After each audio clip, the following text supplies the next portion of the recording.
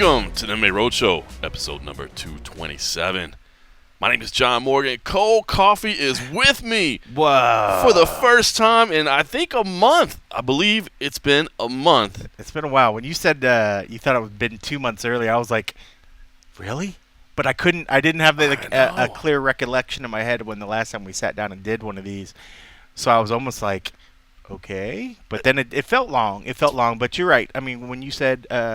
So it would have been Fight Week. Yeah, International Fight Week when we had Simon here. You and Simon Head sat down together. And that's why I couldn't remember, because I remember Simon was there.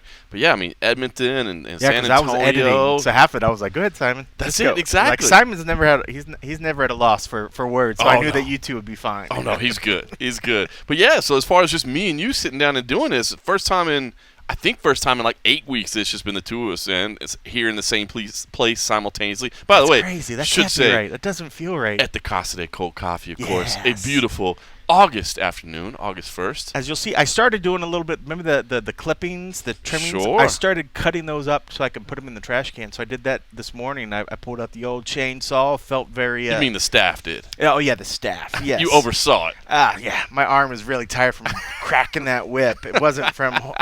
holding this one-arm saw, trying to hold the thing. It was so bad. Like, to the point where I was like, don't fucking cut yourself. Don't cut yourself. Casa de Cold Coffee, the grounds are looking clean. Yes. Yeah, I've been, lately, the birds are back. I need to get I need to have the staff get us a power washer because lately I've been taken to... I like feeding the birds, and I have like a little bird bath out there. So a lot of times when I'm working, I'm watching the birds or whatever, just chilling. I know it's like I'm getting old. You're turning into like a crazy cat lady or something. I'm like, oh, look at all the birds! Look at all the birds! There's little birds and bigger birds, but I sit there now, cause at like Smith's, man, you can get a giant bag of like bird seed for like $9. So I'm just like, oh man, let's feed the birds here in Vegas, whatever.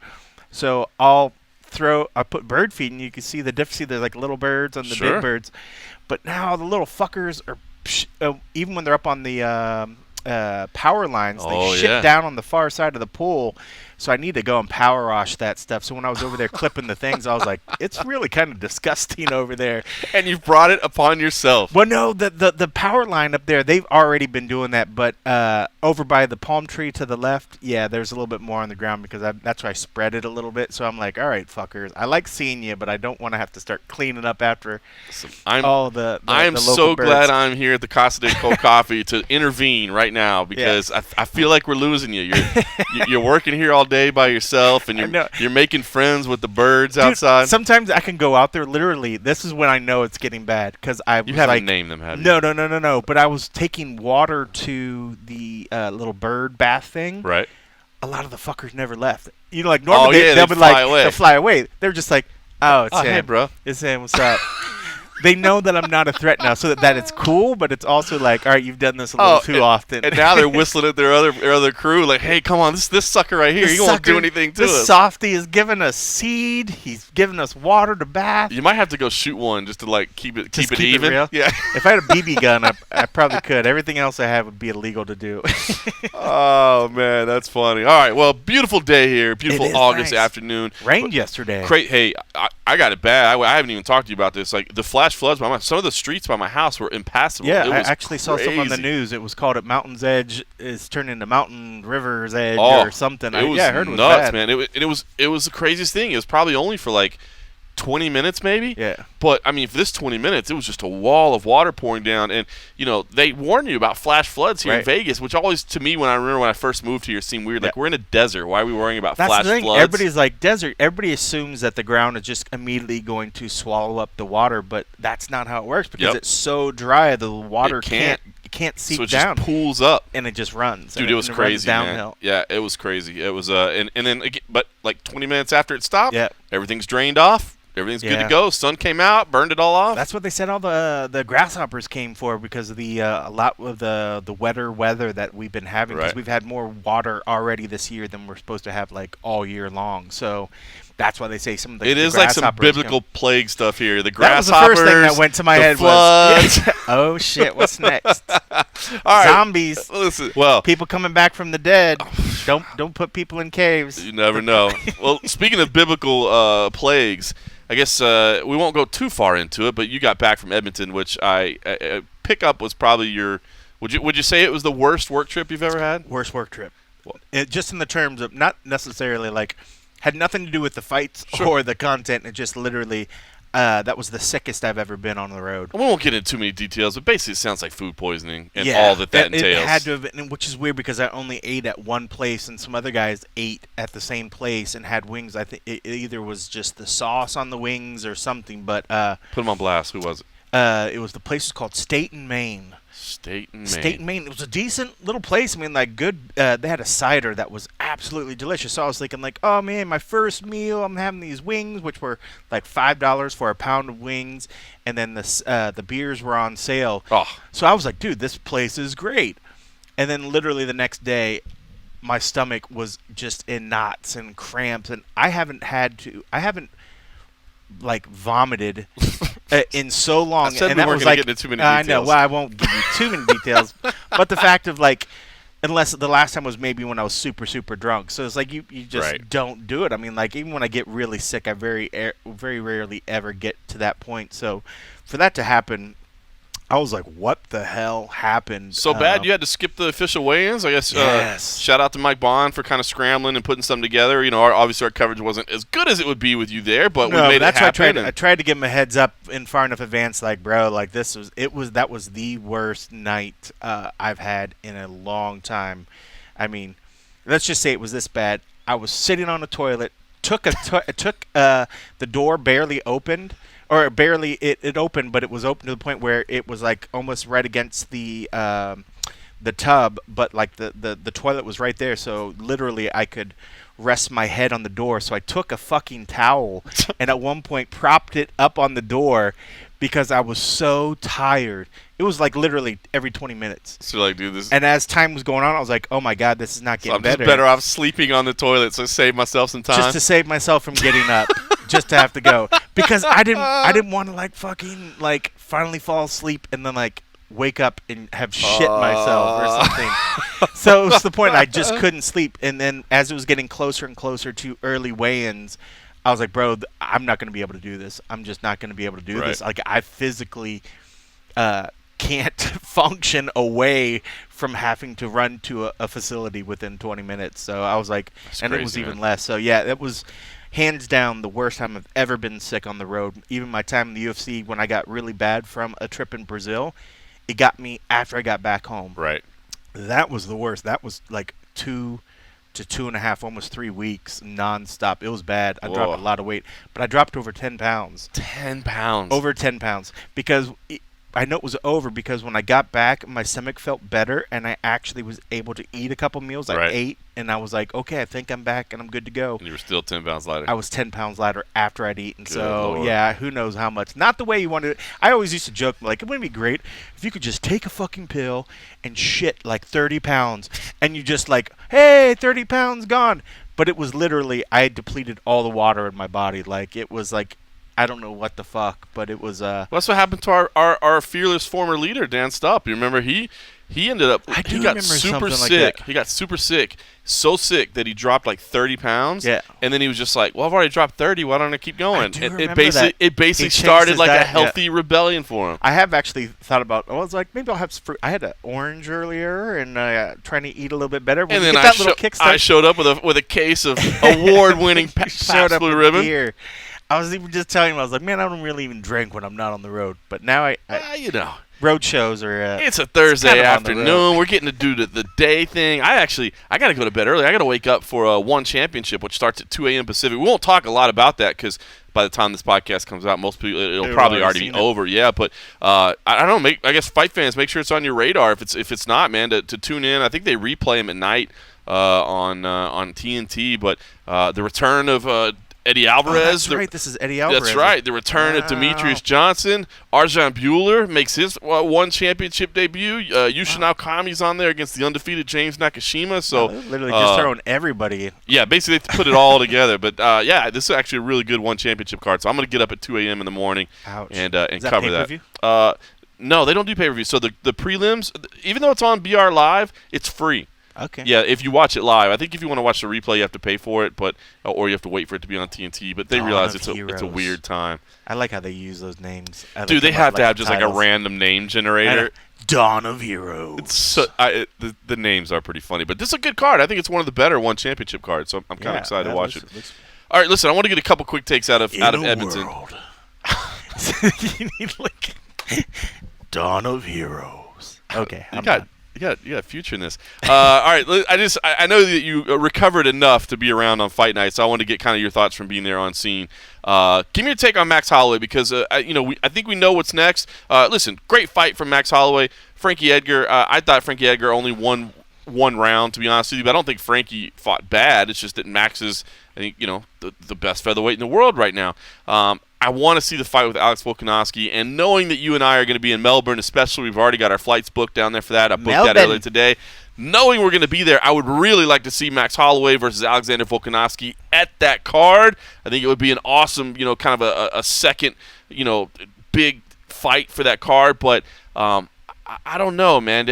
I think do you think it would be too soon for Max? What did you feel? Yeah, what did you feel from him? Because I know his words didn't rule it out. Right. But did you get the feeling that he was just saying what he needed to say, or that he's down for it? I bet. I mean, if the money was right, I guarantee he'd be down for it. But I think he needs to give himself some time to let his body kind of just get good. I mean, I think it is a hard cut. I mean, like he made it. He went out there. He had the towel. He showed his junk. He did show his junk. I don't know. Like the whole week he was good. He didn't have the same like when we saw him before when he was real depleted. And they had the whole thing where they thought he was concussed or something. It was that whole weird. Oh yeah. Didn't do anything along those lines. Didn't show anything like that. There was a couple people that thought he looked funny when he was walking into the venue, but it might have just been swagger. And at that point, he had already been rehydrating, and he didn't seem to show any issues when it came to fight night. I mean, man, Max just his jabs and his striking was just piecing up so good. Frankie. It just what was crazy is that Frankie didn't look like Frankie in there in the sense like he didn't seem to have the success that he normally does. I don't feel like he ever really got going too much. So like giving him a round is probably being fair, but it's also being kind of generous because I could have thought that it probably I only gave him round one, and I think it's only because I thought Max started kind of slow. Right. I think in round one, and even then, a 50-45 card, I would not have argued against. Yeah. I just thought round one was pretty close, and I felt like Max was kind of slow starting, and Frankie got enough work in there. But yeah, after that, 2 through 5, I saw some people saying, what was it? Round 3 or 4 was close. I didn't think any of them were close after one. Some people said that. I didn't think so either. I thought when you looked at it, like the more devastating shots are coming from Max. Every time Frankie kind of come in there. I mean, I did like Frankie. The way Frankie, I like it that he doesn't really a lot of time just throw that one jab. I mean, his hands are so quick that it's always 2 or 3 shots. Right. Nice 1-2. And he's getting in there. So he was doing some good work. And I think when you see that overall in a round, I can see where somebody's like, he landed a lot of shots, but Max's jabs and his stuff just looked so much more devastating. It just felt like it was like, I don't want to say the word clinic because clinic makes it always sound like that was just a one-sided like you're embarrassing somebody. And it wasn't like that. But he clearly had his way, and he got more comfortable as the fight went on. He started getting that whole drop the hands to the side, started nodding his head a little bit, almost like he was going to start jawing. But I think there was too much respect between him and Frankie for him to talk shit during it. So I don't think he really went that route. But about the third round, he was in that full-on mode. And at that point, I mean, it was done. Look, man, Frankie's a legend, no question about it. You cannot question Frankie as a fighter and just as a human being, man. He's as good as they come. I hope he'll try 135. Again, he's always said he doesn't think it would be a problem for him to get there. And when you see him next to Max Holloway, they look like they were in different weight classes. So I don't know how hard it would be, especially at his age, to get to 35. But if it's not something that's going to put his health at risk, I would like to see him at 35. I think he could still turn in a few good fights at 35. I think so too. But man, like doing that sort of thing, that's complete like lifestyle change. I think that's not something that he would easily, at least thinking about how Frankie addressed these things. It's not like I don't ever really see him as just like, all right, fight week, that's when we're going to drop the weight. Nah. He always comes in pretty close and then just finishes it off. But to do it at 135, he would literally have to, I think, change his life and make it about being at that lower weight. And I'm not sure at this point in his career, after what he's already done, if he's willing to put himself through that much just to try to get at maybe another weight class, just to try to maybe make another run. Because there's still, I mean, you can still put him against anybody in the division. Yeah, I mean, he could get there and do fights. Just I don't know, man. To try to just go into another thing and then try to build himself up, unless you're gonna sort of just automatically move him up towards the top 5. And is that fair to anybody? And then does that mean, do you want to make Frankie go through 3 or 4 fights at a struggling weight class to get to a title? And I just don't think he wants. You give him like a number 1 contender fight right away. If he can do it. If he could do it. We'll see. We'll see what he decides I bet to he could do one fight, but I just don't think he'd want to make that his new division long term, because I just think he would literally have to redo how he lives. And I just think at this point in career, he doesn't want to make it that hard of himself. He's too far. He's done too much. I think he would rather do another one like this, where it's like stay up near the top of the division to make it seem like he could be back at it, but I don't know. I don't think he gets another title shot at 45. I honestly don't think Frankie's got much longer in it, and that's not saying that he's done. I think Frankie's probably been around for a long time. He's been a long 7 hours in the octagon. I wouldn't be surprised if he's only got like another maybe year or. It's probably about right. 2. I mean 2 is probably being really generous, because I think he's got a lot of opportunities to do other things, and he's already got other things going on. I just don't know how long he wants to keep pushing himself to do a lot of these things, and that's why I don't think 135 is going to be the right one, because that's a long play, and I mean that's a younger man's game. And, it's true. And Frankie's already paid his dues. He doesn't need to do that sort of thing. I think he can make the money he needs to get a couple more fights, and then just fucking ride out on that horse, man, and just live good. Yeah. Well, selfishly, I would like to see Holloway and Volkanovski in Australia. But I don't. Yeah. I want only if Max is 100%, man. I don't want to see Max suffer, sacrifice. I mean, he's done enough. You know what I mean? So only if it's at 100%.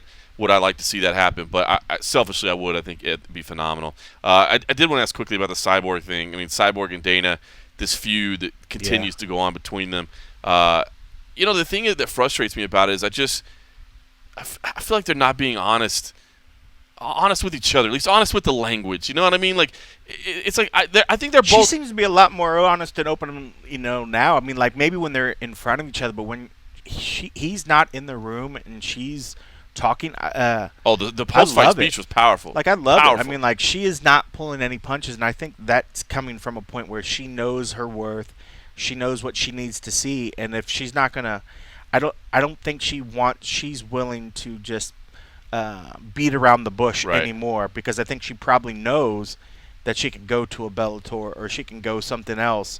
Maybe might not be the amount of money, so that's why she probably wants to stay UFC, because the money's going to be better there. But I just feel like it's coming from Dana's end, where Dana he says, "Oh no, we're good."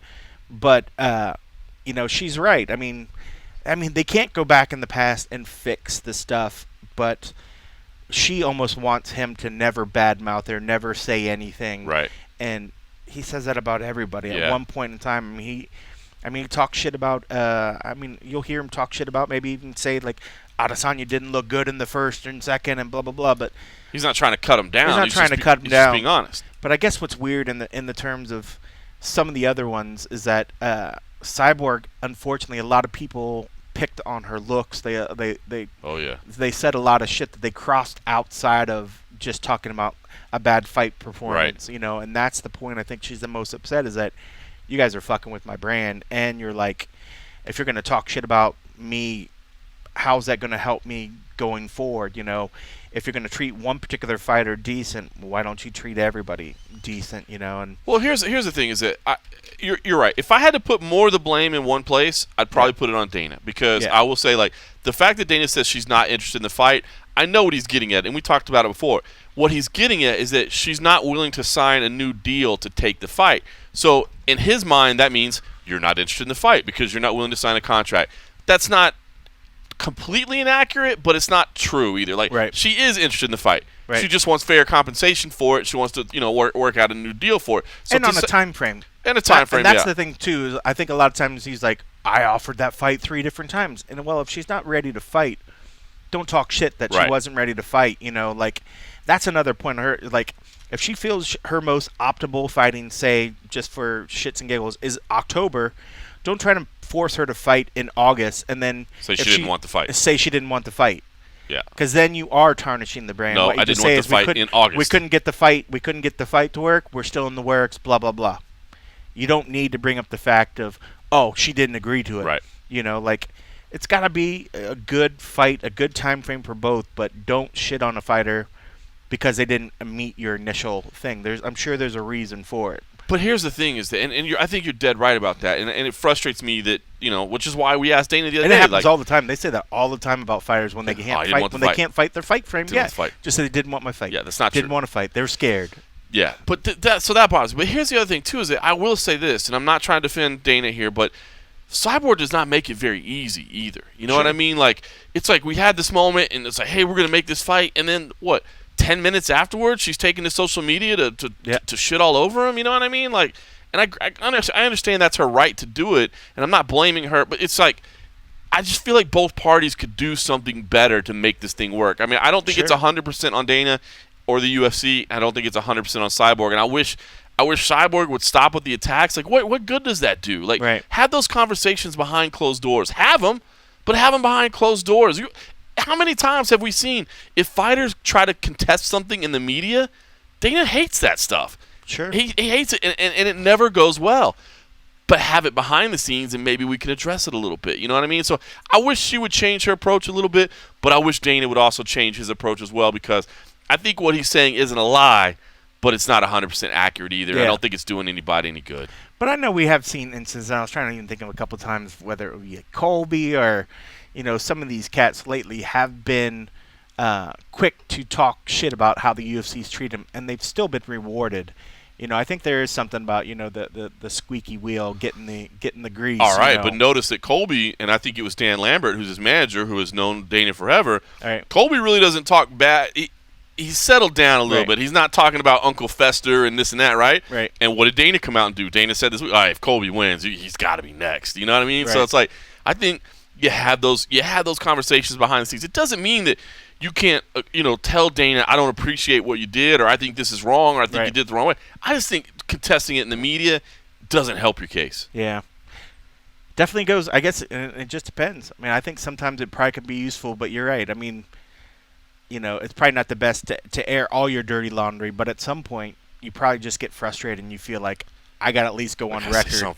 Because if you don't, then you just look like, all right, I'm sitting back and taking it. So, I mean, and I know we've talked about in the past. I mean, I commend fighters that are willing to stand up for themselves. I mean, it's the only way it's going to happen. But yeah, I think there's ways you could do it tactfully. There you go. And then at some point, maybe you just get frustrated and you say, "Fuck it, I'm just gonna put it on blast." And none of us would ever blow up at our boss and say something out of line, right? We never do that. Never. But all right. Well, hopefully that gets worked out. Because listen, I will say this. I will say this. Cyborg facing Julia Budd in Bellator would be pretty cool. Yes. And the Bellator Ryzen relationship is pretty entertaining as well, because that means that now you can see Cyborg go over to Japan. You can see some matchups, and obviously, they could throw out some crazy matches, and there's stuff you could do. So I will say, I think Cyborg allowed her to box too.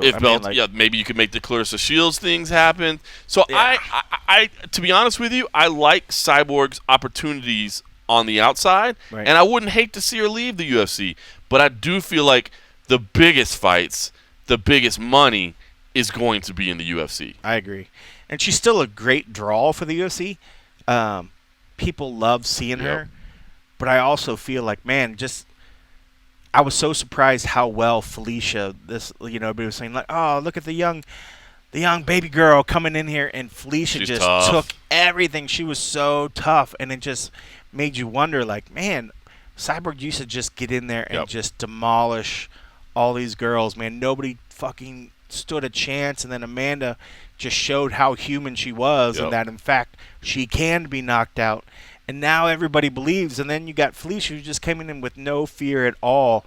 and took every Phenomenal. bit of Cyborg stuff and actually damaged Cyborg right from the get-go. And it just, man, Well, that cut could have changed everything, couldn't it? it really might have could've. changed everything. I just feel like part of me feels like there's Dana in the back of his mind, like, is it time? Is it time to let it go? Has she already peaked and on her way down? That's a good point, man. He always says, I'm not looking to hold on to fighters that are going from 10 to, from 1 to 10. I'm looking when they're trying to go from 10 to 1.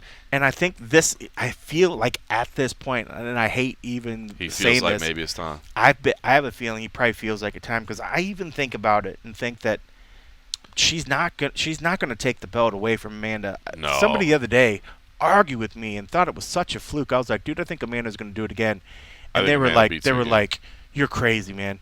That was a fluke. I was like, how do you think that was a fluke, man? Like, Amanda's on another level. She's on right a whole now. other level, and I just don't see Cyborg beating her. And then when I see Cyborg fight these other girls who I think Amanda would absolutely, I thought Felicia was super sweet and did an awesome job. Amanda would fucking starch Felicia. For somebody to think that, oh, okay, Cyborg who goes in there and beats her by decision, and she beat her handedly. Like, Cyborg's hands were just great, and she pieced up Felicia. And that's the thing. By giving Felicia credit, and I've seen some people argue that, it wasn't a close fight. No, it wasn't a close fight. It was a very clear one-sided fight. We're just praising the durability and the toughness. Right. And, just seeing Amanda right now, I'm like, man, I don't see how that fight wouldn't be the same way. I just don't see the same Cyborg that I've been so enamored about for these past years. Like, I was always like, Cyborg's fighting, okay, I don't even need to see the opponent. I'm picking her. And now, I start looking at the opponents because it doesn't feel like the same Cyborg. Just like when Ronda came up, she was levels above everybody until they figured it out. Right. People are figuring out Cyborg now, and I feel like Cyborg's durability has changed as well. Because even when I said before, I was like, the only way people are going to start beating Cyborg is you're going to be seeing a lesser Cyborg, a depleted Cyborg. Not depleted, but the mystique is gone. The mystique is gone, that's for sure. I mean, the people being beat before they got in there. Right. Like, that's not going to happen. Felicia Spencer was not beat before she got in there, and it's not because she's some, just psychological giant that she was able to beat it. Just the mystique, the aura isn't around her anymore. Right. Still dangerous though. Oh, she's still super dangerous. Well, I wouldn't pick her against Amanda. I don't think so either. We'll see what happens. I hope she stays, but I will say she will do awesome in Bellator. The options on the outside would be pretty cool. What's great is, for us, we cover Bellator. Yep, I know there's a lot of other outlets that don't seem to go to a lot of the Bellators. So we'll still get to see her fight. We'll still get to see her fight. So it's like, even though we're not going to, even if we maybe didn't see in the UFC, we would still see her fight. So I'm still stoked. I mean, it's not like she's going away anywhere. She just might go make some more money and get a lot of opportunities. When they started talking about, when she said something about boxing, and it was almost like she was hinting on it, I was like, dude, it just stinks of Bellator. Like, it's perfect for Bellator, and I almost want her to go to Bellator because I know that she can pull off, if she wanted to, she could fucking take a boxing match, a kickboxing match, and an MMA fight, all underneath the Bellator. They don't umbrella. do a ton of Bellator kickboxing cards anymore, but they still do some. And she'd be a great draw. Or she could partner over to something, and they'll do like this, some cross promotion. Like, Bellator is doing really cool shit right now with a lot of these other organizations that it's just cool. The possibilities are endless, so it's really cool. It's funny when the discussion first started, I was like, man, they got to find a way to keep her. She deserves to be in this UFC. She belongs to be in the UFC. But honestly, the more I think about it, because I don't think she'll beat Amanda, and because I do think there's more creative opportunities and probably easier opportunities, if we're being honest. Now, Julia Budd doesn't count as an easy opportunity. That would be a test. That'd be a fun fight. But I do think, honestly, the more I think about it, the more I discuss it, I think her best option probably is to leave. I would like to see her go, just because I would love to see her be able to do the things she wants. Go to an organization that's willing to bend over to give her what she wants. Right. And that's what I think Bellator would do. That's true. They would say, what do you want? Because she instantly becomes one of their biggest stars. Huge star, and a huge fucking draw. I mean, she is a good draw. I mean, it's crazy. Half the stuff when people were watching, when I felt like there were fans there, they were super, super stoked to see her. I mean, like, it's fucking Cyborg, man. I mean, like, if there isn't ever, like, say if there was, like, a division of, like, if they wanted to do, like, a women's wing of the UFC Hall of Fame, she's a guaranteed guaranteed fucking deserves pick. to be in there. Yeah, absolutely deserves to be in Right. there. And that's the thing. Like, I mean, if they can't find a fucking way, just fucking make a women's wing and put Cyborg in the fucking Hall of Fame, because what she's done for the sport and just the fact that her name, I mean, like, even I always go and say, like, if my family knows who they are, they've fucking done something. Right. And my family knows who Cyborg is. Sure. So it's like, dude, put her in the Hall of Fame because the Hathaway family knows who Chris Cyborg is. So she deserves, because she's crossed over. That'll be the guide every year. Kenny, real quick, man, can you run a few names by your family, please? This is Yep, they know this one. Okay, that's good. Hey, Kenny, this is Dana. Just got a couple quick ones here for you. I'm gonna line these out if you can just run them by your family. All right, listen. I want to plug something real quick. I started this thing earlier this year called the Rookie Report, and basically I grade every week the UFC newcomers after their debuts, and we've been doing it long enough now, and it does decent traffic. It doesn't do huge. I get it. The debuting fighters aren't the people necessarily that people care the most about. But I did want to plug something real quick because I've been doing it long enough now that some of these fighters are getting their second fight in, right? One of those guys, Arman Saryukin, I gave him an A in his debut, even though it was a loss.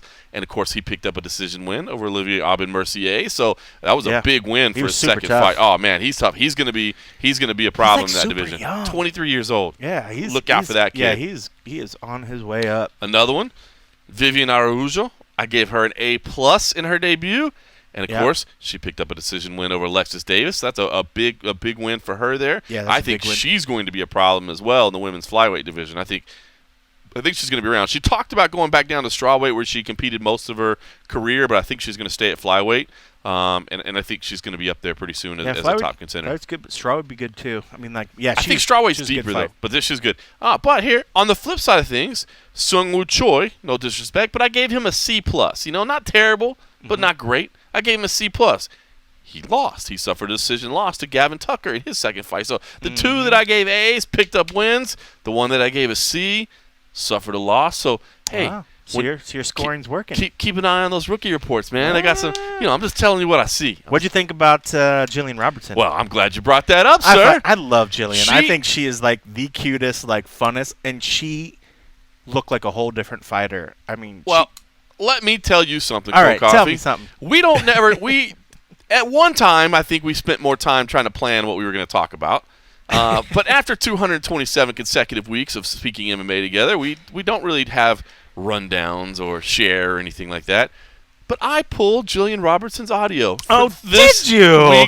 Yes, I did for this week's episode. I wanted to do a and a half last week, but of course you were ill, and I didn't want to make you have to do extra work. But I had saved her audio because I'll tell you, I was so impressed by her.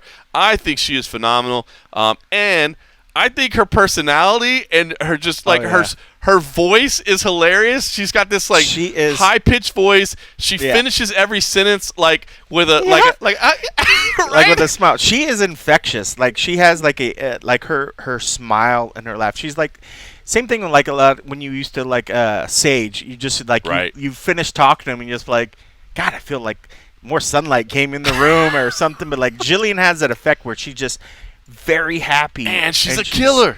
And she looked. That was, I think, the most dominant performance I've ever seen her do. She is like phenomenal. She literally took a step up from where. And it's not like she was bad or that she wasn't fully complete, but she looked so good. Like I thought her striking, and I thought everything was just impressive. I picked Froda. I've seen at Invictus. I've seen she's fucking beast. She's vicious. Yeah, so I was like, oh, sorry, Gillian. Gosh, I don't want to see Gillian get beat up. I'm like, oh, I feel bad. And I was like, as it was going on, I was like, what the hell? Yep. I was like, Gillian is a monster. I think she's phenomenal. I think she's the total package, man. I think she can fight. And yes, this voice and this attitude are and infectious. Her crazy neon red hair is like brighter than life. It's amazing. So listen, usually this far in the week, I don't go back to the weekend before to play audio, but this is short. It's only a couple of minutes. But yeah, I was so impressed by Gillian, and I have been in her career, but I think this was a breakout moment that I had to share this. So here is some backstage audio from UFC 240. This is Gillian Robertson after a win. Gillian, congratulations for UFC wins and 4 finishes. This must be a pretty exciting start for you to your career here. Oh yeah, it's absolutely huge, especially my first TKO in Canada, my home country, so it feels absolutely amazing. The crowd and the vibes out there were just incredible. Was there anything about her style or this matchup that maybe you thought would lead to this result, finishing with strikes for the first time, or is that just something that happened in there? It's just something that happened in there. I'm honestly always hunting for the submission. I wanted to be able to display my ground and pound a little bit better during this fight, which I'm happy I got the chance to. I was using the strikes to open up a submission, but then I heard the ref call. He was like, "You need to be more active, Froda." So then I just started throwing as much as I could. Yeah. This is your first TKO victory. Do you learn anything about yourself with that tonight? I don't necessarily think so. I feel like no matter what, it's just going out there and performing. That's all that I can really hope for, is that I go out there, put on a performance, and I feel like this is the most comfortable I've ever been in the cage. This is the most I've ever really clearly thought in the cage, and I feel like I perform well. How tight was that first round triangle she had on you? Oh, it wasn't tight at all. It was actually, in the second round, she had like a little, I don't know, it was like a weird choke, and that one was tighter than the triangle, but with the triangle, I was just kind of hanging out there. I couldn't get her legs off, but I wasn't in any danger. When we spoke before the fight, you mentioned that you're kind of your own worst critic and you don't want to show anyone your fights. What about this one? Does this make the cut? I need to watch it. I need to see it. I don't know, it goes by in such a flash when you're in there. Like I said before, my only performance I've ever been proud of was my one against Molly McCann. I feel like this one, I definitely performed tonight. It's definitely up there. You did call a second round finish. You called submission. What does it feel like to get the TKO? And you kind of knew it was going to come on top, right? Yeah, I knew I was going to be on top. I knew I was going to be doing damage the whole time. And like I said, I'm always hunting for the submission. But to get a TKO, it's just to be able to get out of there, it feels incredible. Jill, you landed that elbow and got a big cut on her. Did you notice that right away, obviously? And what does seeing damage like that do for your confidence? Oh, I noticed it in the first round when I got that big cut, and then the second round I cut her again, and it definitely gives you that confidence boost. You literally smell the blood and just go for the kill. I think this July, I think it marks the 6th anniversary of your amateur debut. How fast does it feel like to you that your career has advanced since that fight? Oh, it feels crazy to me that I'm even here. Like, I've been with the UFC almost 2 years now, and it still feels unreal every single time I'm stepping in the cage. I'm 100% blessed to be up here, and I love this more than anything. This is literally my dream job, so just to be able to fight and get paid for it is insane to me. You have the most wins and finishes now in the history of this weight class. You're still pretty young though, at 24. How do you think you want your career to progress? Like, do you feel like you want a top 10 opponent after this, someone top 5? No matter what, I'm trying to stay as active as possible. I'm just trying to get in there as often as possible. I'll take anyone. If they put Dana White in front of me, then if that gets me ranked, I'm taking that fight. No matter what, I'm here to fight everybody in the UFC, and I'm going to work my way to the top. Is there any discussions had with your management or you in the UFC about how they want to bring you along? Because at some point, you keep winning fights like this, finishing fights, you're going to be talked about as a title contender. We haven't had any discussion about it yet, but like you said, I keep on finishing. I'm going to make a statement in my fights. I know you talked about being on this 6-month schedule, but obviously you want to fight a little bit more. Is there a card coming up that you'd be interested in? I haven't really looked into the future much, but 3 or 4 months and I'll be ready. That'd be the perfect timeline for me. 6 months is way too long for me. What about as far as dream locations that you want to compete in? Again, you finally got to get a fight in Canada. Is there any other places that you really, really want to fight in? It'd be nice to fight in the United States. I feel like I'm flying everywhere for my fight, so it'd be nice to have something a little bit more local. Even though this is my home, I'm still from Niagara Falls, so it's still the other side of the country. So if I could maybe find something a little bit more local, that'd be awesome. How about a name? I know you had a couple in the past, but is anyone really standing out right now? Not at the moment. I'm just ready for anyone.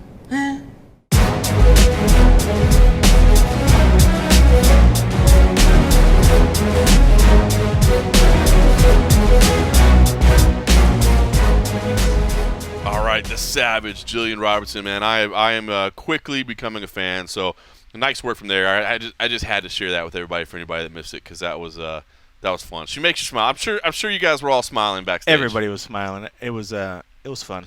Yeah. Fun. All right, you came right back in town after your horrible 240, and we got right into the Dana White's Contender Series 22. A couple things that happened here. First of all, let me just give a plug, since we're all together. Give a plug for the pre-show. Myself and Dan Tom have been the on-camera talent. Cold Coffee here has been producing them on the fly, but we do a live pre-show every week for the Contender Series. We do it from 4:15 to 4:45 local, so that's Pacific time, 7:15 to 7:45. We break down the notes. Obviously Dan Tom gives his analysis on what he thinks of the prospects. Our own Nolan King, who's a big Contender Series junkie, he always chimes in, sends me some notes that I can share with everybody. He was on vacation in Ireland. He was still sending in notes. That's how much he cares. And you deserve respect, Cold Coffee, man. You're putting this thing together like a TV show, man. That's how we do. You're rolling in B-roll. You're showing highlights from the weigh-ins. You're showing packages that the UFC has been nice enough to provide us. I mean, you're basically creating a TV show. Yeah, on a computer and a camera.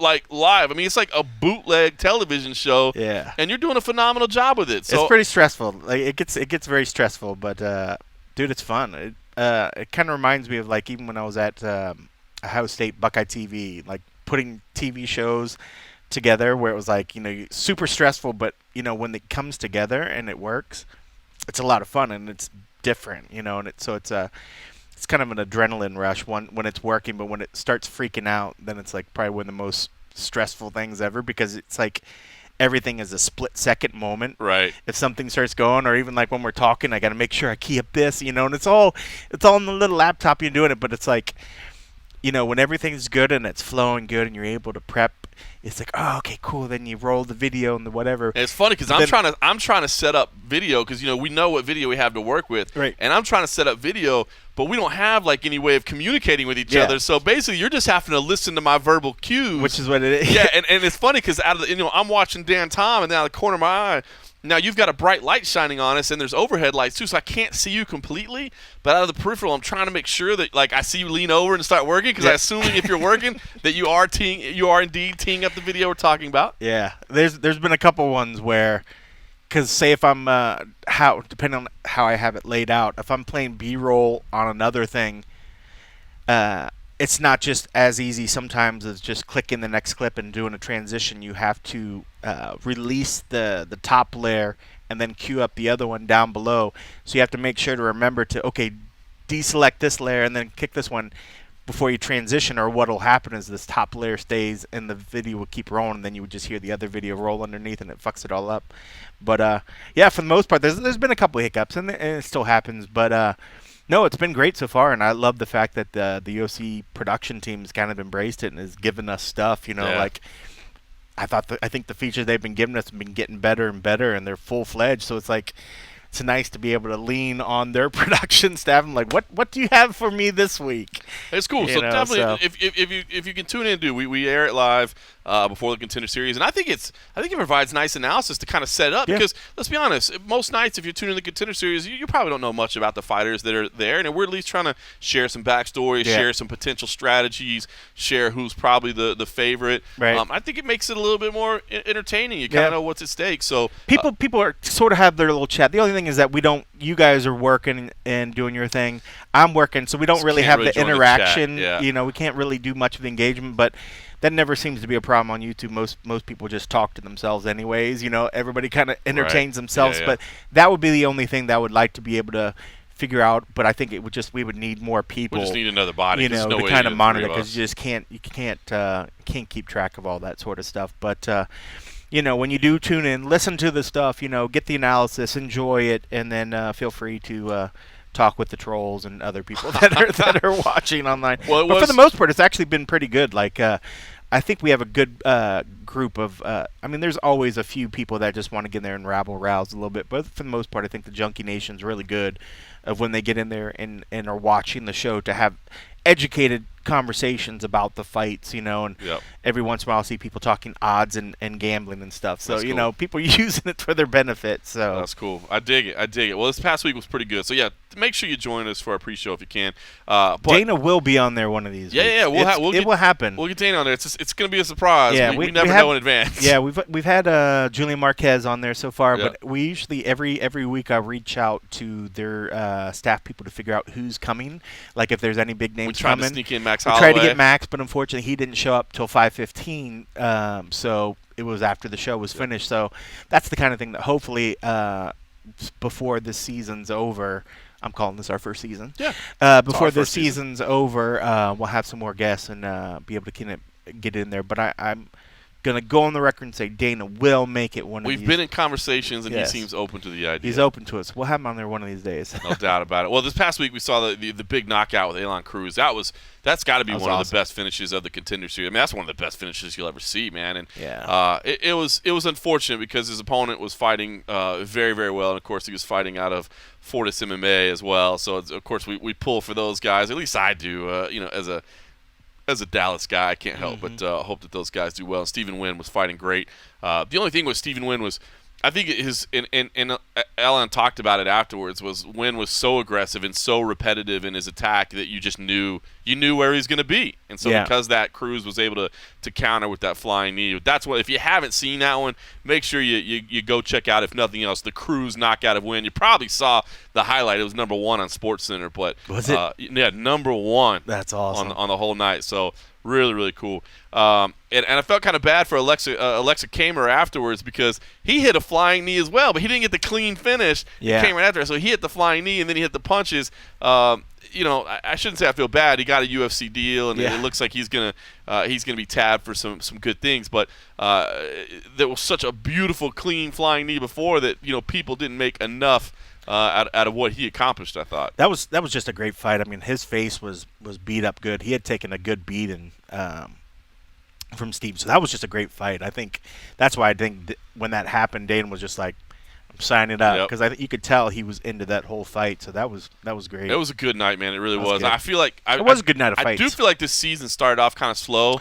But had some hit and misses. Man. It's picked up. Yeah. Great story, and I won't play this. I do want to play a little bit of what Dana had to say afterwards, but I want to talk about something else. But a great story was what he talked about the fight between Tracy Cortez and Maria Agapova, where he said that they were watching the pre-fight video packages of both girls, and apparently he doesn't watch them either before. He wants to be fresh. He wants to know, and he watched both the video packages. And they say he turned to the matchmakers and was like, man, these stories are so sad. Let's call off the fight and give them both deals. He's like, I don't want somebody to have to go home, man. So I thought that was pretty funny. But what I did want to share was Dana White. Afterwards, he always comes and talks to us every week, and for the most part, we try to keep it about Contender Series. I think that's what happened in the past was, he didn't want to come every week and get the full gamut of, well, what about Conor? What about this? So he stopped coming quite as often, to be honest with you. But we've kind of reached an understanding. We keep it pretty much to the task at hand, and he continues to share his time with us each week. But we did branch out a little bit afterwards and talk a little bit about the future of the Contender Series, the future of the Ultimate Fighter. In fact, Cold Coffee was the one leading the charge on that one. So we'll talk about it in just a second. But before we do, I want to make sure that everybody's heard it. So this is not the full scrum that we had with UFC President Dana White after Contender Series, but I trimmed it down just a little bit. And here's some of these key moments of what he had to say about the future of both those series. Dana, what's the mood like after a night like tonight, man? Pretty spectacular. Yeah, it was a great night. I was just saying to Laura, I mean, the matchmaking is just fucking awesome, man. And to see some of these fights play out. The last fight, I was like, when these two start engaging, this fight's going to be ridiculous. Two big, strong, well-rounded athletes, and boom, there it was. I know you always say you can do this every Tuesday night, and I know the matchmakers are like, calm down. But I mean, are they starting to come around a little bit? Or I mean, as much talent as you're finding, are they saying, well, maybe we can do more of these? Well, the thing is when you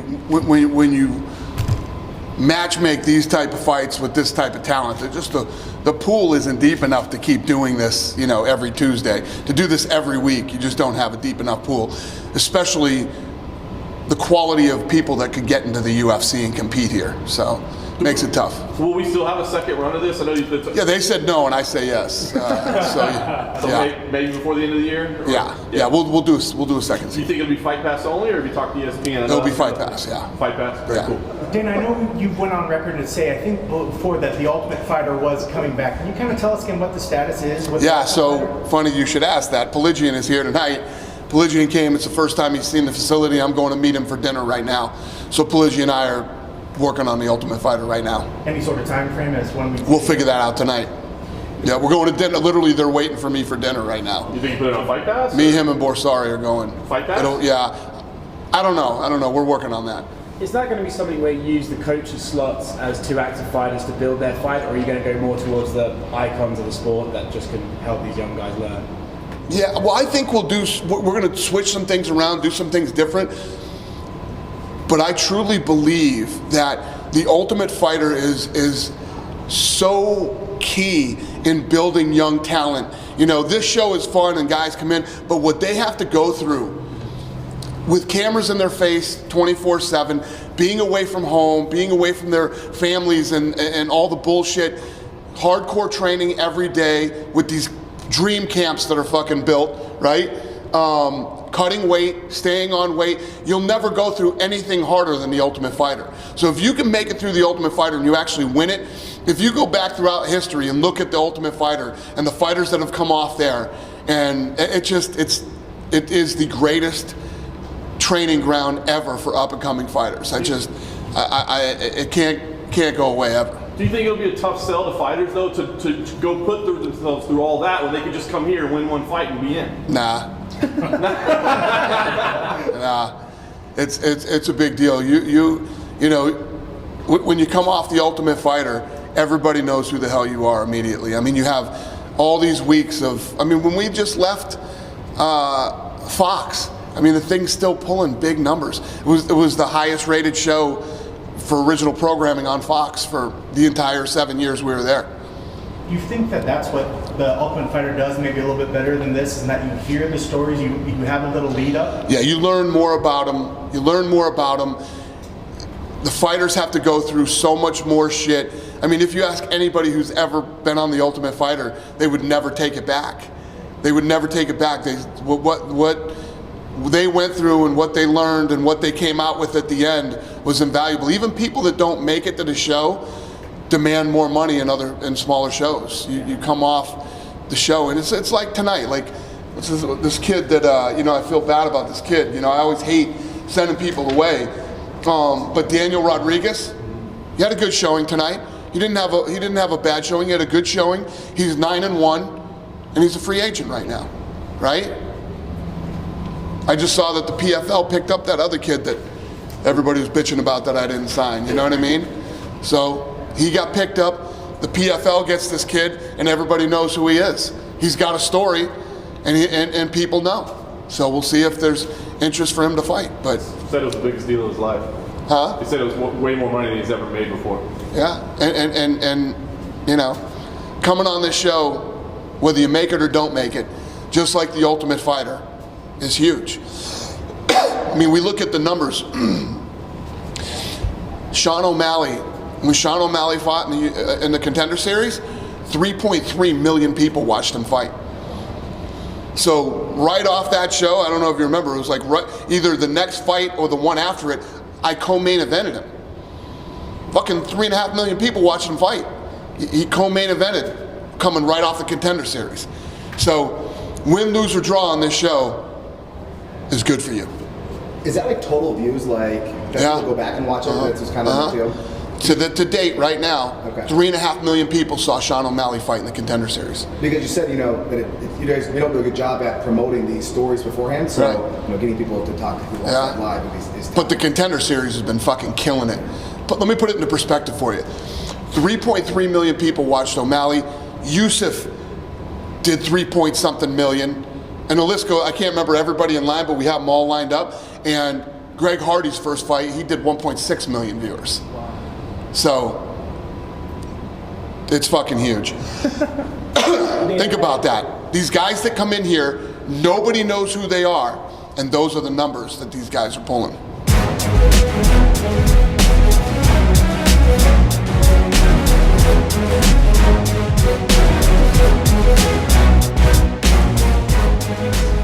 All right, welcome back to MMA Roadshow. That was UFC President Dana White. Should say, by the way, if you like what you're listening, do us a favor. Take a moment. Log into iTunes. Rate us. Review us. Give us 5 stars if you can. We'd appreciate that. It helps us grow.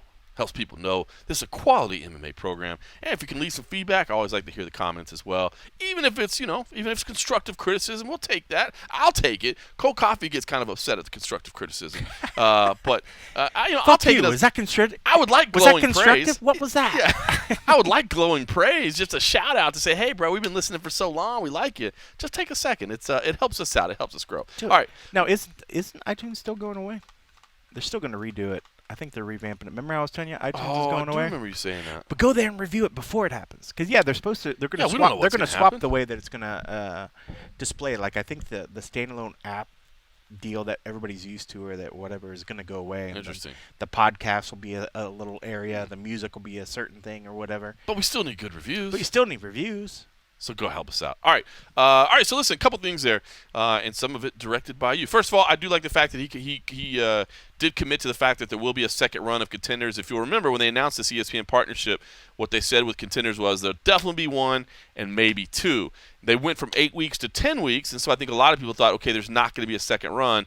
And Dana said, oh, no. We're going to do another run of Contender Series this year, and we'll do it on UFC Fight Pass, which I did because I love doing the Contender Series. But I, to be honest with you, had kind of thought the Ultimate Fighter had fallen by the wayside. I mean, we know it's Dana's passion project, and we know he was always like, oh, it's great. But I kind of thought, well, nobody ever picked it up, so they're going to let this thing go away. But you brought it up, and it turns out that he's actually meeting with Craig Piligian, and they're... Which is a big... Yeah, that was a big one. I was surprised. Like, I actually wondered if Piligian was ever going to do anything with the Contender Series. Like, if they ever... We're like, hey, do you have any thoughts of what we're doing here and maybe things we could do? And I wouldn't be surprised if maybe he does, put his take on what they could maybe do. Mm-hmm. I mean, the dude is every really cool show that you've ever really seen, like on I want to say the Deadliest Catch and like all those kind of shows.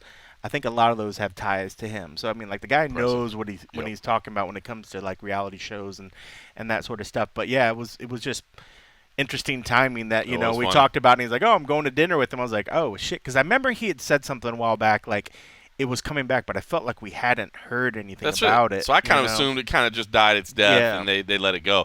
And listen, they're gonna have to make some changes. It can't be the same format. The format's played out.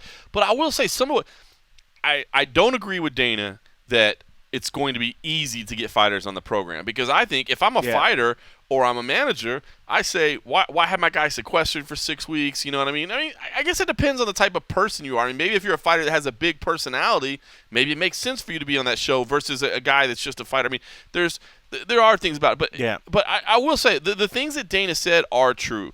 Yeah, the backstories, the lead up, the branding, like that part's true. It is huge. I mean, like every one of these guys that comes, and he admitted they do a piss poor job when it comes to telling the story of the people that are coming up the Contenders. I'm like, nobody has access to these people. We have no idea who's really going to be there, what their story is.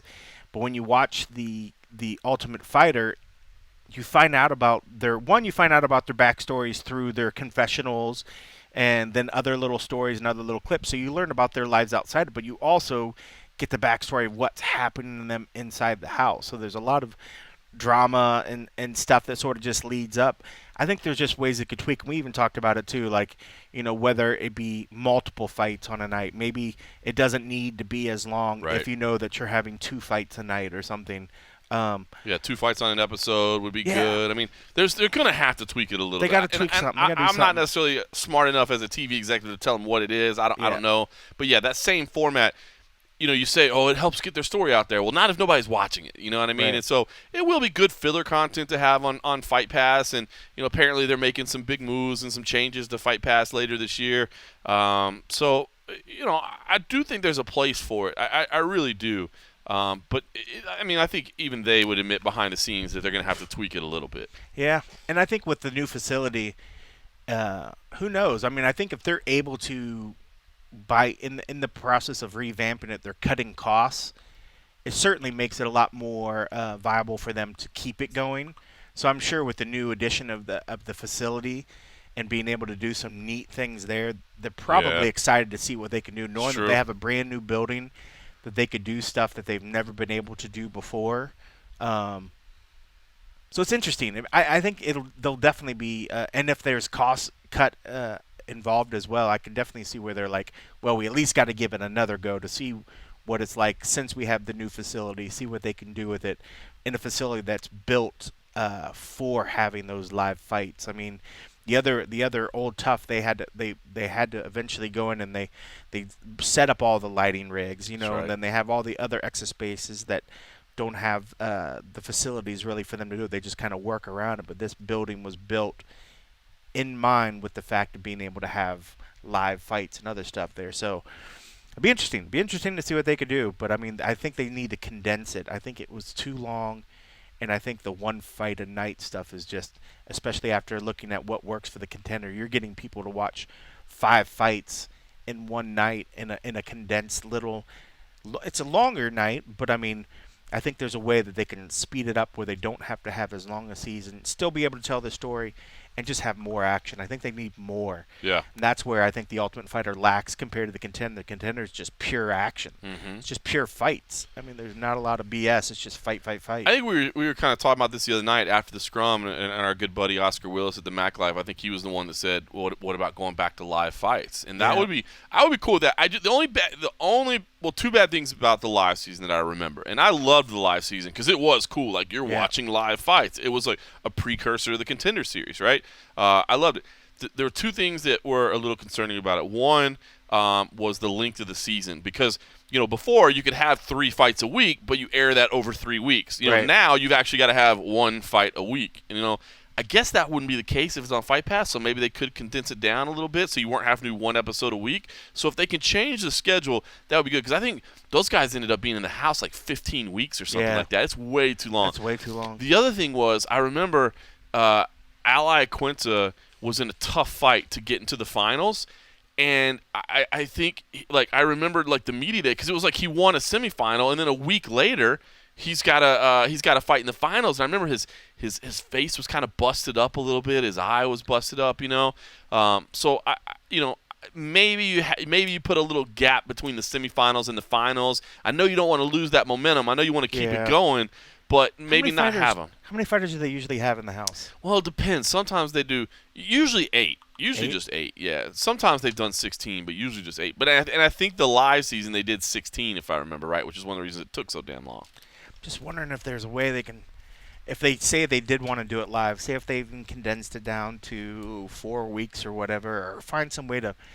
It is now. It's sort of like a tournament in the sense that they fight and then they. That person's gone and you move up in the bracket or whatever. But I wonder if there's a way to make it more, say if it was a live fight, say if it was condensed, but have multiple fights in the night that somehow works like the tournament. I don't know if it's maybe like how Bellator did their tournament function, but you could have multiple fights that maybe settles the West bracket, on this particular evening, and then the next episode is the East bracket, and find some way to have multiple fights that happen that set up the next week's, so you already kind of know, instead of just take the whole like coaching, once the bracket gets, you have your coaches, they pick it, they get their seeds or whatever, and then the bracket breaks down, and whatever the pick that they put these people in, that's their seeding. Yeah. And just put it in, so then each week you don't have to have the drama of, so-and-so's going to pick, and I'm going to put them up against whatever, because you already know the bracket's you just have a laid field out. that's laid out there, and then just have it start working through what the bracket is laid work. out or I something. think that. And I always thought too when they were doing the live season, I always thought it'd be cool. Like, what if you did like, and now that you got the Apex, which is obviously a much nicer facility. Yeah. Like, what if you did like 1 tough fight and then like 1 or 2 real UFC fights, like actual UFC fights, like rostered fighters fight. You know what I mean? I thought that might be a way to keep interest high, to have people watching. The other thing I always, and I don't think they would ever do this, but I did, kind of steal like an example from like European soccer, like have like 2 guys that are on the bubble of being cut, like winner stays, loser's gone. You know what I mean? Like fighting for a UFC contract. Right. That'd be some tension, for their career. I don't know. So there's things. I don't know. That's crazy way outside the box. But I don't know. I know a lot of people. It's easy. Oh, just poop on the Ultimate Fighter. I get it. I hate it. But I think if they tweak it a little bit, man, I'm down. I think it's because it's just such a long investment. Right. Everybody burns out before they over, so they have to shorten it. I think it just. People's attention spans are much, much less, and it's a long ask. I mean, I barely can keep up with the shows I'm already into, you know, like, and if it wasn't for DVR, and then you sort of binge. Yep. And unfortunately with this, it's like you don't really get that. Well, that's what I'm saying. Maybe they'll condense it a little bit. Maybe that's what they'll do. They have to. All right, let's talk about some one last kind of outside the box thing. WXC 80 was on UFC Fight Pass. I wrote up a feature. It's actually still on the lead section of MMA Junkie right now. You must have been running the site. I suspect, yeah, it's because I was running the site this morning. I suspect it won't be later. But if you want to Google it later, if you didn't see this, the title of his video: "Complete Chaos Hits WXC 80 Cage, Courtesy of a Sneaky Pete." This was great. I was watching WXC. They do once a month shows on Wednesday nights. This was Warrior Wednesday 5, and a guy from Extreme Couture right around the street, Juan Camilo Ronderos, had a fight in the main event, vacant flyweight titles on the line, and he hits this arm lock that I've never seen before. It was crazy, and breaks the kid's arm. And later it's announced as the Sneaky Pete, which there's a whole story behind that, and you got to read the text to check it out. But interestingly enough, so he breaks the guy's arm, and then chaos ensues because as they're being split up, he starts punching the other guy again, even though he just broke his arm. He starts punching at him. Come to find out, there was a reason for it, and I won't ruin it. So if you haven't seen the video, go check it out. I think the story came out nice, and we put a highlight video in there courtesy of UFC Fight Pass. But it was actually really funny. Cody Gibson hit me up on Twitter, and he was like, my first pro loss was to that exact same move 9 years ago. Or he just said, my first pro loss was to that move. And then somebody else chimed in on Twitter and said, I think John Morgan was doing commentary on that one. And sure enough, I went back. It was a Tachi Palace fight event from 9 years ago, and I remember it now. I was on the call, and the guy that beat him was a guy named David Balea, who actually works over at Syndicate now. He works the desk there and trains as well, obviously. And I remember because at the time he just called it like the Balea arm lock, and I can't remember it. Obviously 9 years and a lot of fights ago. Yeah. I can't remember it as crystal clear if it was exactly the same technique, but it did kind of make me laugh and feel old. That was 9 years ago. But this guy called it the Sneaky Pete. He called it the Sneaky Pete. So at that time, he just called it a Balea arm lock. So anyway, check that story out. I think it came out nice. And like I said, we got the video to accomplish. It was a cool little highlight. All right, real quick, let's talk about this weekend. UFC on ESPN 5 is coming up. I'm excited about it for one very, very specific reason. It's early. Super, super early in the morning. This fight originally, if you remember, was supposed to take place in Russia, which is pretty intriguing. It's supposed to take place in Russia. They ended up not having it in Russia, so they moved it to New Jersey. But ESPN already has like their whole like block of programming played out. They've got a schedule, so it's like, dude, we've already got this carved out for you. We've got 100 other sports going on. This starts at 9 a.m., huh? 9 a.m. Pacific, 12 p.m. Eastern. So fights first thing in the morning on Saturday. I'm excited about it. Colby Covington versus Robbie Lawler in the main event. Listen, we've spot a lot. If you're a long-time listener of the Roadshow, you get it with Colby Covington. He is not behind the scenes what he is in front of the scenes. He's definitely playing a character, and I think he plays it very well because I see the amount of hate that he gets on our site, and I as a guy whose game is really, look, his game is impressive. It's the cardio that he has, the pressure that he puts on you, the wrestling. It's impressive in terms of physical prowess, but it's not what casual fans like to see. Casual fans want to see Robbie Lawler, right, coming out there looking to drop you with big shots. That's what they want to see.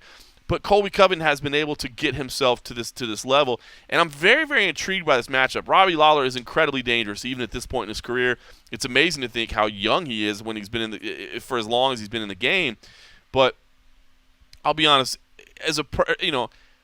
it's almost to me a Tony Ferguson situation where I feel like Colby got wrong to a degree. And I know not many people are going to go to bat for Colby Covington. Yeah. And I'm not trying to say that everything he does is appropriate. I'm not trying to say he doesn't step over the line from time to time. But I do feel like Colby Covington, much like Tony Ferguson, got wronged, man. He had an interim title.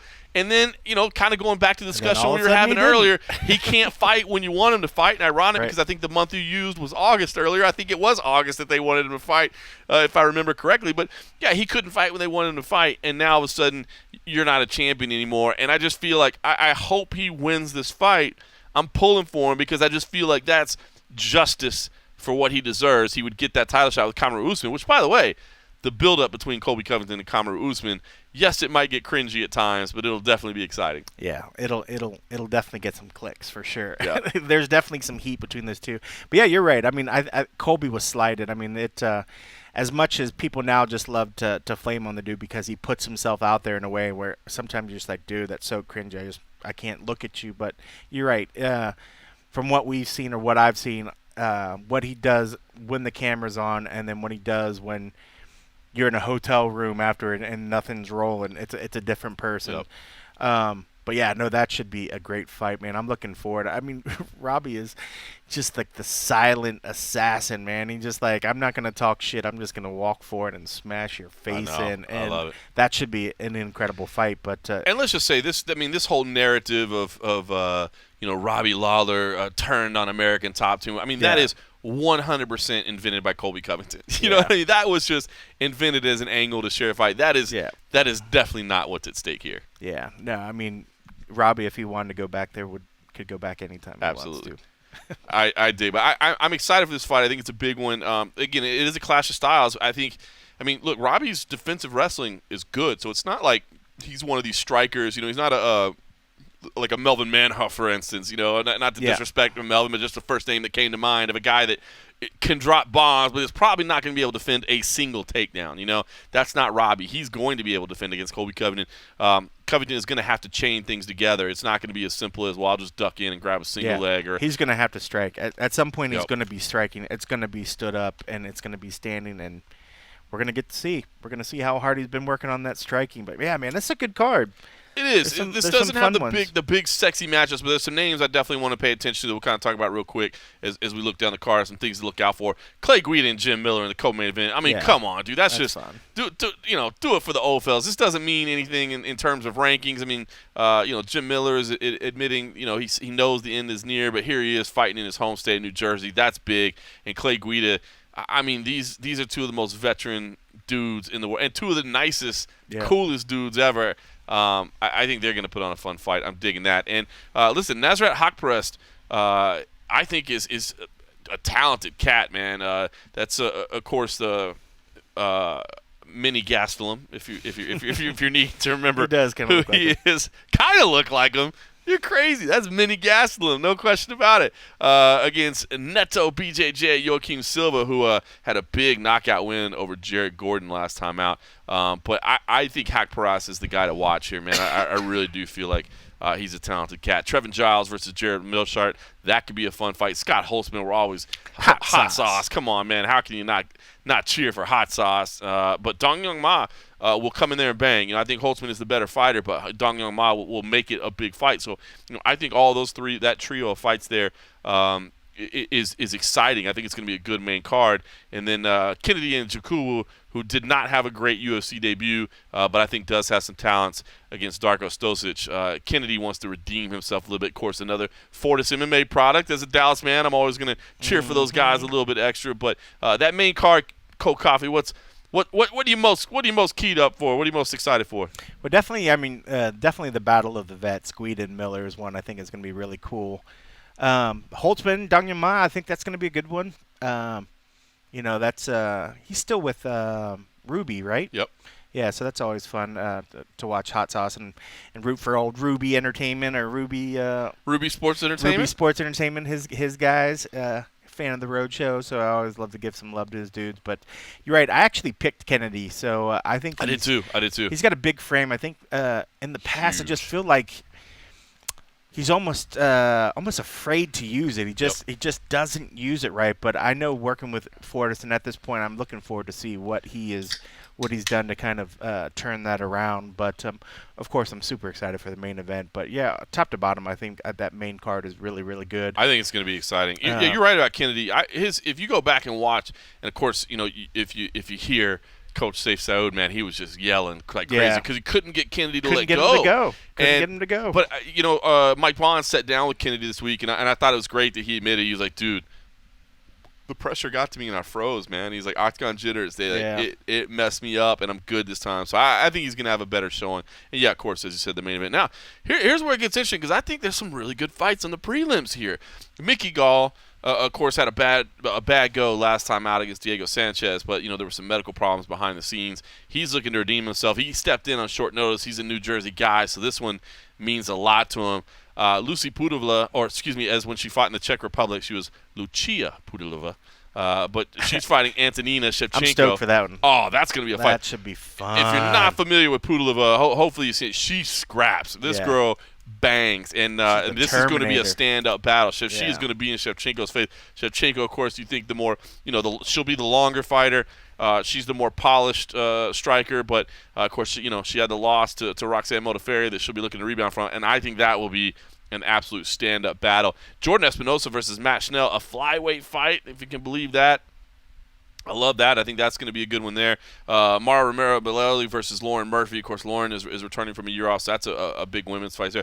Claudio Silva, I was really surprised to see this fight so low on the card. Last week, like with Pantoja and Figueiredo, I kind of understood it. On pay-per-views it's different, right? Because you've got to put some little taste out there to get people to want to buy the pay-per-view, right? So I kind of understood that. I kind of defended that one. This one, I guess they're all on ESPN, so there's not. Maybe it doesn't even matter where fights are because they're all, literally the prelims and the main are all on ESPN. But Claudio Silva, man, seems like a dangerous dude to me. I think he's got an impressive record. Of course, he had the long layoff, but he's rebounded in fine fashion. He's facing a newcomer now, Cole Williams. I just was really surprised to see Claudio Silva so low down on the card. And then, of course, the late addition of the female fight that I'm really, really excited for. Yeah. Hannah Goldie versus Miranda Granger. Of course, I actually got to call Miranda Granger's last fight. Her last fight was in the Cage Fury Fighting Championships, which, by the way, I'll be back out there 2 weeks from now to call another show. But she impressed the heck out of me, both with her ability, her mindset, the way she speaks. Man, that was a title fight as well, right? Yep, it was. And she took the belt, had an opportunity to go on the Contender Series. I had heard that she wasn't even sure if she wanted to go on the Contender Series. She felt like maybe she was a blue chip prospect, and it paid off.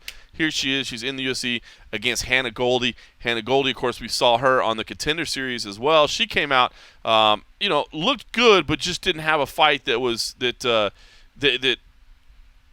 necessarily impressed as much as I think she can. I think this is going to be different because I think Miranda Granger is going to be in her face. I think it's going to be a very good. Miranda is aggressive. Hannah was fighting a lot on the back foot last time. She clearly won the fight, but Miranda is going to move forward and make it a fight. So I'm really, really looking forward to that one to kick off the night. But I kind of tip my hand. But one or two of those, the one you're most hyped for?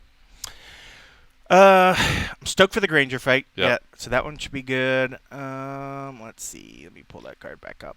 I flipped over. I was reading Granger's story, and then I started. I went down. I went Put down you on the spot. You thought I was going to close out without you. I went down that pigeonhole. Oh, you thought I was going to close out without you. I know. Well, I started going. Well, I know you're looking forward to Pudilova Shevchenko. You're that definitely one, looking forward to that one. Hands down is probably my favorite one from the prelim card. Did Goldie get signed, or is she one of the ones that just made it back? She just made it back. See, that's what people always forget, is the fact that everybody's like, oh man, like they didn't get signed on the Contender Series. Half of the people that don't get signed on the Contender Series still get a fight. That's right. And I thought that's what I was trying to. I was actually trying to go down and look at Goldie because I don't remember getting signed, but here she is. She won every round. She didn't win it in the type of fashion that got her signed that night. But here she is fighting before any of them, fighting before any of the other ones. Yeah. So actually, when I look at the prelim cards, I'm very excited about both the women's fight, and then I think the Matt Schnell Jordan Espinosa should be pretty spot on. That should be spot on. All right, and that's listen, a good card. I have guaranteed. Now, I will say this: we are a little bit short-staffed on Saturday. Now, I'm not trying to get myself out of anything right here, but it is kind of intriguing. Let's see. Oh no! You know what? I'm actually thinking about the next week. Never mind. I'll take it all back. I've already tipped my hand for next week, but I'm still going to try to get one. We're pretty short-handed on the Uruguay fight. We got a lot of people on vacation. Everybody. The what fight? No, the Uruguay. You want me to say Uruguay? Yes, of course I do. Uruguay. Uruguay. That's what I was taught in school. The Shevchenko fight, I think, unfortunately, a lot of people on our site took advantage of the fact that we will not, unfortunately, have anybody there, knowing that we weren't going to have on-site coverage, and so we're a little bit short next week. This week we're not short. This week it'll be Matt, Steven, Nolan, myself, you, Mike Paul, we'll have plenty of time to get it done, and I promise to return. Now, I don't know if Coach Cobb is going to be a part of it or not. I think he will be. This.